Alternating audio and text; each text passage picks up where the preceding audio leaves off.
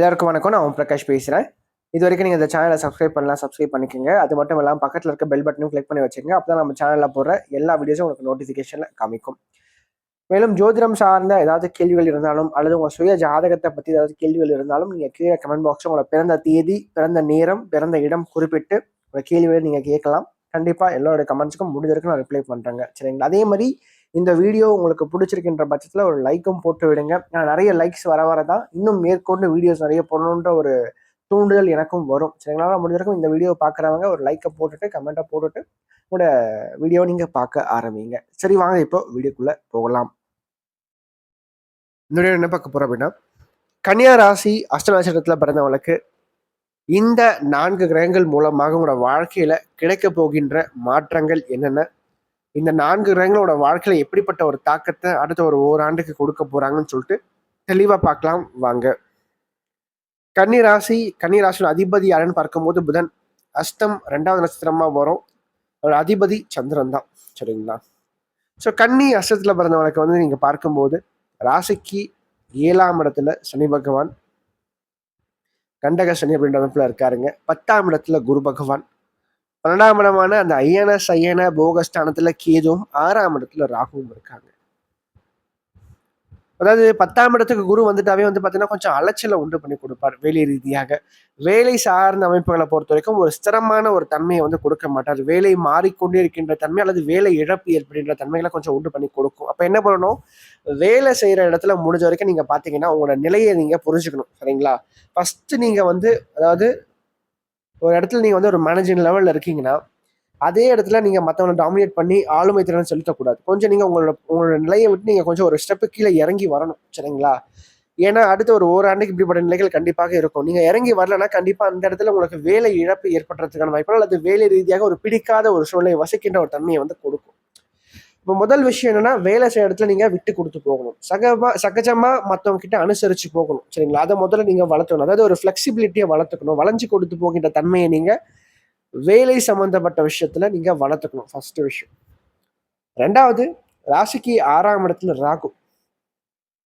கடன் சார்ந்த பிரச்சனையில இருக்கக்கூடிய கன்னியா ராசிக்காரங்க, ஏன்னா கடந்த காலங்கள்ல 6ஆம் இடத்துல சனி இருந்திருப்பாருங்க. சரிங்களா?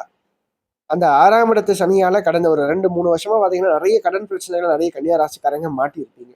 ஸோ அப்படி மாட்டினவங்களுக்கு இப்போ அதுல இருந்து வெளியே வரத்துக்கான வழியை ராகு காமிப்பார். சரிங்களா? ராகு உபஜயஸ்தானத்துல அமரும் போது, அதாவது குரு பார்வை வாங்கி அமரும் போது பாத்தீங்கன்னா அந்த ராகு நிச்சயமாக நல்லதொரு யோகத்தை செய்வாருங்க. வைராகியத்தை கொடுப்பாருங்க. முயற்சிகளை எடுக்க வைப்பாருங்க. அது மட்டும் இல்லாம எப்படியாச்சும் நம்ம கடன் பிரச்சனை வந்து வெளியே வந்துடணும்னு சொல்லிட்டு நிறைய யோசிப்பீங்க. புதுசு புதுசா யோசிப்பீங்க. யோசிச்சு அந்த வந்து செயல்படுத்தவும் செய்வீங்க. சரிங்களா? அதன் மூலமாக கடன் அடைக்கிறதுக்கான சில வழிகள் தற்போது பிறக்கும் உங்களை பொறுத்த வரைக்கும். 2வது, 7ஆம் இடத்துல சனி பகவான் இருக்காருங்க. கண்டக சனி. பொதுவா 7ல சனி குருவினுடைய வீட்டுல இருக்கிறது ஒரு நன்மையும் இருக்கு, தீமையும் இருக்கு. நன்மை அப்படின்னு பார்க்கும்போது கூட்டு தொழில் சம்பந்தப்பட்ட விஷயங்கள் சிறப்பாக இருக்கும். காதல் திருமணம் சார்ந்த விஷயங்கள் வெற்றியை கொடுக்கும். அதாவது வேற்று மதம், வேற்று ஜாதி சம்பந்தப்பட்ட திருமண அமைப்புகளை உண்டு பண்ணி கொடுப்பார். ஏன்னா கன்னியை பொறுத்த வரைக்கும் ஒரு 5ஆம் அதிபதி 7ல் அமரும் போது பார்த்தீங்கன்னா இப்படிப்பட்ட திருமண வாழ்க்கையை வந்து அமைச்சு கொடுப்பார் அப்படின்னு சொல்லலாம். குறிப்பாக காதல் திருமணம் சார்ந்த விஷயங்கள் அடுத்த ஒரு ஓராண்டுகளுக்கு நிறைய காதல் திருமணம் பண்ற ராசிகளை எடுத்து பார்க்கும்போது கன்னியா ராசியும் அதில் அடங்கும். 2வது, 7ஆம் இடத்துல கண்டகசனி அமைப்பு சனி பகவான் இருக்கும்போது திருமணம் சார்ந்த அமைப்புகள் அப்படின்னு பார்க்கும்போது பார்த்தீங்கன்னா கொஞ்சம் கணவன் மனைவிக்குள்ள அந்த புரிதல் அப்படின்ற விஷயங்களும் கொஞ்சம் குறையும் திருமணம் ஆனவங்களுக்கு.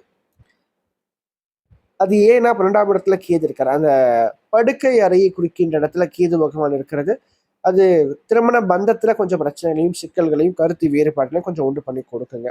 அதே மாதிரி தேவையற்ற வீண் செலவுகள், வீண் விரயங்கள் சார்ந்த அமைப்புகளை இது கொஞ்சம் உண்டு பண்ணி கொடுக்குங்க. சரிங்களா? அதாவது நிறைய பணத்தை சேர்த்து வைப்பீங்க எதிர்கால தேவைக்காக. ஆனா திடீர்னு பாத்தீங்கன்னா என்ன காரணம் தெரியல, திடீர்னு தேவையில்லாத ஒரு இந்த விஷயத்தையும் செலவு பண்ணணும்னு சொல்லிட்டு யோசிப்பீங்க. ஸோ சேர்த்து வச்சு ஏதோ ஒரு இடத்துல போய் கொட்டிட்டு வீணடிச்சிட்டு அந்த காசை. ஸோ அப்படிப்பட்ட அமைப்புகளை இந்த கேது வந்து கொடுக்கும். 2ஆம் இடத்தை கேது கொடுக்கும் அப்படின்னே சொல்லலாம். அப்போ முடிஞ்ச வரைக்கும் பார்த்தீங்கன்னா பணத்தை சிக்கனமா சேமிச்சு வைக்க முயற்சி பண்ணுங்க. 2வது, கடன் அடைக்க முயற்சி பண்ணுங்க. கண்டிப்பாக கடன் அடைக்க முடியும். அதே மாதிரி ஆரோக்கியம் சார்ந்த பிரச்சனைகள் இருக்குன்னா அதுல இருந்து கண்டிப்பாக வெளியே வர முடியும். 2வது, குரு ராசிக்கு 2ஆம் இடம் 4ஆம் இடத்தை பார்க்கிறார். சரிங்களா? பொதுவா 4ஆம் இடத்தை குரு பகவான் பார்க்கும்போது 2ஆம் இடத்தை பார்க்கும்போது இந்த கல்வி சம்பந்தப்பட்ட விஷயங்கள், படிப்பு சார்ந்த விஷயங்கள் ரொம்ப நல்லா இருக்கு. சரிங்களா? கன்னி அஸ்தத்துல பிறந்தவனுக்கு. ஸோ இந்த காலகட்டத்துல மாணவர்களை பொறுத்த வரைக்கும் நல்ல வாய்ப்புகள் தேடி வரும். படிப்பு சார்ந்த விஷயங்களை பொறுத்த வரைக்கும். அதே மாதிரி படிச்சு முடிச்சவங்களுக்கு வந்து நல்ல ஒரு இடத்துல, நல்ல காலேஜ்ல நீங்க வந்து படிச்சு முடிச்சுட்டு அதுக்கப்புறம் ஒரு நல்ல ஒரு உத்தியோகத்துல பிளேஸ்மெண்ட் ஆகிறது வாய்ப்பெல்லாம் கொடுக்கும். ஏன்னா 2ஆம் இடத்தை குரு பகவான் பார்க்கும்போது வருமானத்தையும் அவர் தான் கொடுத்தாகணும். அதே போல ஒரு சுகமா ஒரு கம்ஃபர்டபுளான ஒரு ஜோனுக்குள்ள நீங்க வந்து இருக்கக்கூடிய தன்மையும் இது வந்து கொடுக்கும். 2வது, சொந்தமா வீடு, மனை, வாகனம் சார்ந்த முயற்சிகள், அதாவது அது வாங்குறதுக்கான முயற்சிகளை நீங்க எடுப்பீங்க. அது ஏன்னா 4ஆம் அதிபதி 4ஆம் இடத்தை பார்க்கும்போது வீடு கட்டுறதுக்கான நல்ல ஒரு நேரம் வந்துடுச்சு கன்னியை பொறுத்த வரைக்கும், அசத்துல பிறந்தவங்களுக்கு. சரிங்களா? தற்போது தாராளமாக நீங்க வீடு கட்டுறதுக்கான ஒரு முயற்சியில் இறங்கினீங்கன்னா கண்டிப்பாக வெற்றி பெற முடியும். அதே போல வண்டி வாகனம் ஏதாச்சும் வாங்குறதுக்கும் இந்த காலகட்டங்கள் நல்லா இருக்குங்க. தாராளமா தற்போது முயற்சி பண்ணுங்க, சிறப்பா இருக்கு.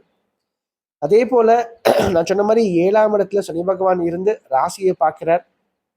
ராசிக்கு 9ஆம் இடத்தை பார்க்கறதுனால தந்தையினுடைய ஆரோக்கியத்துல கொஞ்சம் அக்கறை எடுத்துக்கணும். 2வது, எந்த ஒரு செயலையும் எந்த ஒரு காரியத்தையும் நாளைக்கு பார்த்துக்கலாம்னு சொல்லி தள்ளி போடாதீங்க. அன்னன்னைக்கு வேலையை அன்னன்னைக்கே முடிச்சிருங்க. வேலை சார்ந்த அமைப்புகளை பொறுத்த வரைக்கும், அதே மாதிரி படிப்பு சார்ந்த விஷயத்தை பொறுத்த வரைக்கும் சரி. சரிங்களா?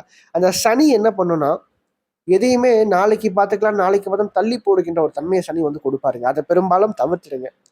கொஞ்சம் ஆக்டிவா இருங்க, பிரிஸ்கா இருங்க, சுறுசுறுப்பா இருங்க. 2வது, இந்த காலகட்டத்தை பொறுத்த வரைக்கும் 10ல குரு.